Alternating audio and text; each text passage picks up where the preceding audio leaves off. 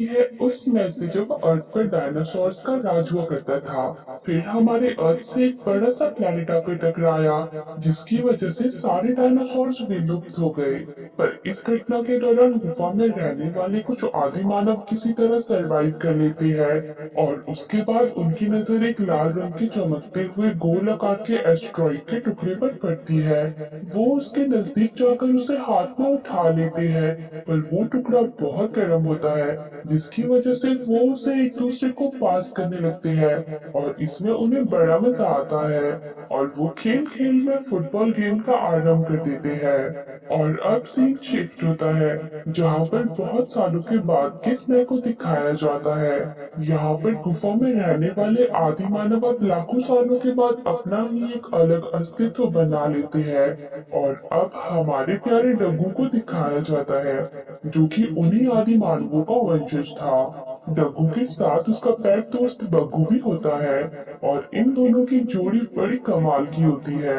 फिर एक दिन डग्गू अपने कबीले के चीफ बॉबनर से कहता है कि हमें खरगोश के अलावा बड़े जानवरों का भी शिकार करना चाहिए। पर बॉबनर उसे पुरानी फोटोज को दिखाता है और बताता है कि हमारे पूर्वजों ने कभी भी बड़े जानवरों का शिकार नहीं किया, और वो लोग तो सिर्फ एक तरह के राउंड बीस्ट का शिकार ही किया करते थे। ये सुनकर बग्गू चुप हो जाता है। इसके बाद वो सब अपने अगले शिकार के लिए निकल पड़ते हैं, जहाँ वो एक खरगोश को पकड़ लेते हैं। फिर रात में वो सब मिलकर पार्टी कर रहे होते हैं, पर तभी वहाँ पर एक बड़ा सा हाथी आ जाता है, जिसे देखकर वो सारे आदिवासी पहाड़ी के पीछे छुप जाते हैं। पर डग्गू का दोस्त बग्गू वही रह जाता है, जिसे बचाने के लिए डग्गू भी वही रहने का डिसाइड करता है। तभी उस बड़े से हाथी से लॉर्ड नूट नाम का एक आदमी उतरता है, जो कि एक बड़े से राज्य से वहां आया था। क्योंकि हमारा डग्गू तो जंगलों के बीच में एक छोटी सी वैली में रहता था, वो आदमी वहां पर एक तरह की धातु का पता करने आया था, जिसकी मदद से वो अपने हथियार, बर्तन, जेवर और भी बहुत सारी चीजें बनाते थे। जिसके बाद वो वहां पर माइनिंग करने का ऑर्डर दे देता है, और साथ ही वहां पर रह रहे आदिवासियों को भी वहां से भगाने को कहता है। उसकी ये बात डब्बू सुन लेता है, जिससे हमारे डब्बू का खून खौलने लगता है कि अच्छा तुम हमें यहाँ से भगाओगे, रुक तुझे मैं अभी बताता हूँ। और डब्बू नूत पर हमला कर देता है, और धड़ाम से सीधा जाकर नूत के सैनिक के रथ में गिर जाता है और बेहोश हो जाता है, जिसके बारे में किसी को भी पता नहीं चलता। और नूत अपनी सेना के साथ वापस अपने राज्य की ओर लौट जाता है। अब डब्बू की आंख खुलती है, और वो खुद को एक बड़े से राज्य में पाता है। और तभी राज्य का मेन गेट भी बंद हो जाता है, जिससे डब्बू वहीं पर फंस जाता है। इतना बड़ा राज्य देखकर डब्बू की आंखें तो फटी की फटी रह जाती है। तभी डब्बू लोगों की भीड़ के साथ एक स्टेडियम के बाहर पहुंच जाता है। वहां सभी लोग कॉइन्स देकर स्टेडियम के अंदर जा रहे थे, पर डब्बू के पास तो कॉइन्स नहीं थे, इसलिए वो चुपके से अंदर घुस जाता है।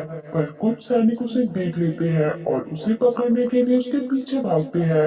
किसी तरह डब्बू बचता बचाता एक फुटबॉल प्लेयर के पास पहुंचता है और उसकी ड्रेस पहन लेता है।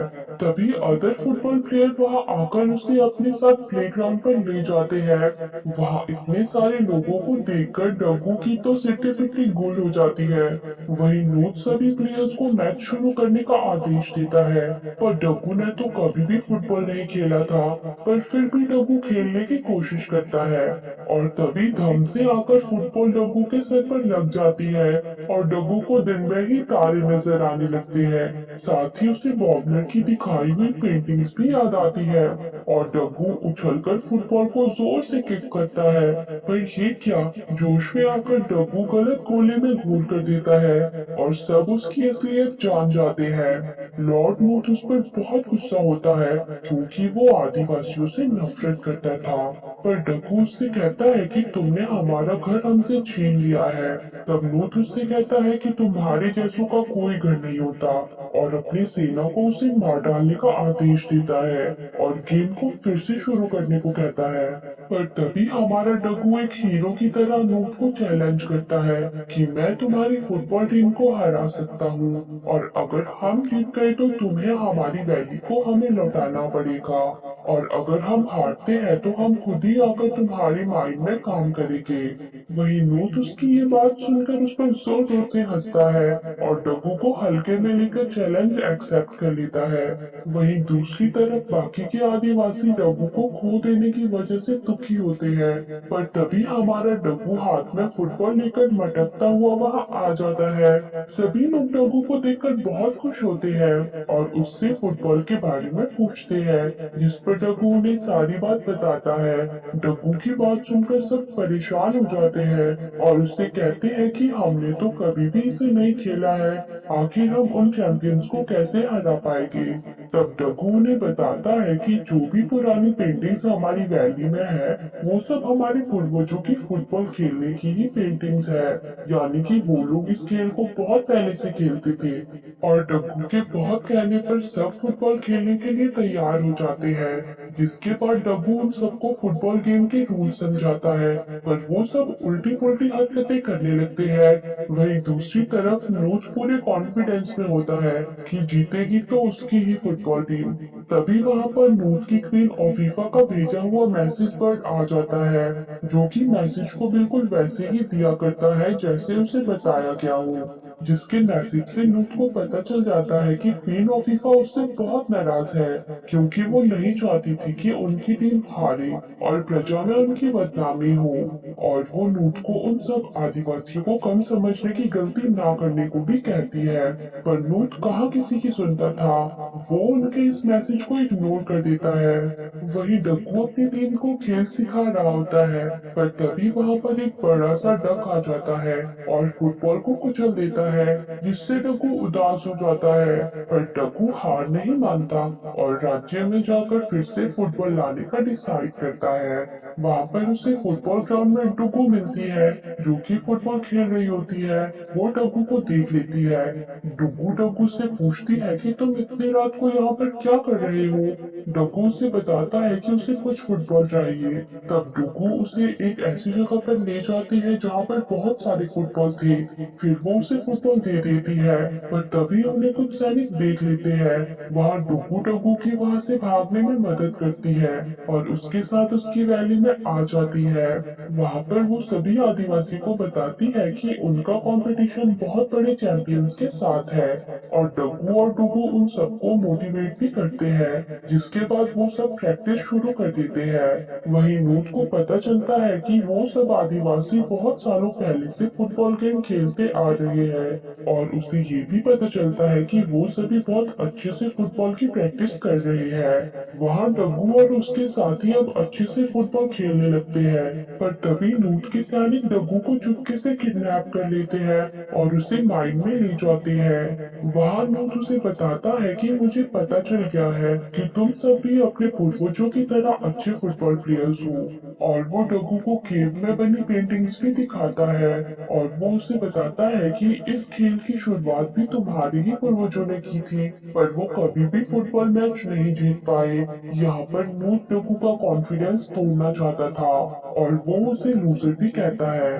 नूत की बातें सुनकर डग्गू के मन में ख्याल आने लगता है कि अगर वो हार गए तो उसकी वजह से उसके सभी साथियों को माइन में काम करना पड़ेगा। ये सोचकर डग्गू उनके पास चला जाता है। अब फाइनली फुटबॉल कंपटीशन का दिन आ जाता है, जहाँ पर क्वीन ऑफ फीफा भी मैच को देखने आती है। डग्गू वहाँ आकर बोलता है कि वो हार मानता है और अपने साथियों को छोड़ने की रिक्वेस्ट करता है, जिसके बदले वो खुद पूरी जिंदगी उनकी माइंड में काम करने का वादा करता है। और ये सब बातें नूत ने ही उसे बोलने को कही थी, पर तभी डग्गू के सारे दोस्त एक बड़े से डक पर बैठकर वहाँ आ जाते हैं। डग्गू बॉबनर से कहता है कि हम ये मैच नहीं जीत सकते। तब बॉबनर डग्गू को कहता है कि तुम हार कैसे मान सकते हो, तुमने ही तो हमारे अंदर कॉन्फिडेंस लाया है, जिससे डग्गू में फिर से कॉन्फिडेंस आ जाता है और डग्गू फिर से नूत को चैलेंज करता है, जिसके बाद गेम शुरू होती है। पहले तो नूत के प्लेयर्स उन्हें बहुत सख्त कंपटीशन देते हैं, पर बाद में डग्गू की टीम गेम में अच्छी वापसी करती है, जिससे नूत घबरा जाता है और चीटिंग करने के लिए खुद ही गेम का रेफरी बन जाता है और चीटिंग करना शुरू कर देता है। वही लास्ट राउंड में बॉबनर घायल हो जाता है और अब डग्गू की टीम को भी जीतने के लिए सिर्फ एक ही गोल चाहिए था। और यहाँ पर डब्बू की टीम एक गोल से आगे होती है। तब डब्बू अपने दोस्त पेट बग्गू को बॉबलर की जगह ले आता है और बग्गू आखिरी गोल को होने से रोक देता है, जिससे वो जीत जाते हैं। वही क्वीन अफीफा भी उनकी गेम को देखकर उनकी तारीफ करती है। अब नूत वहाँ से भागने की कोशिश करता है, पर सैनिक उसे देख लेते हैं। क्वीन अफीफा डब्बू और उसकी टीम को ट्रॉफी देती है और उनकी वैली भी उन्हें लौटा देती है, जिससे वो सब बहुत खुश होते हैं और अपनी वैली में फिर से खुशी खुशी रहने लगते हैं। और इसी के साथ ये मूवी एंड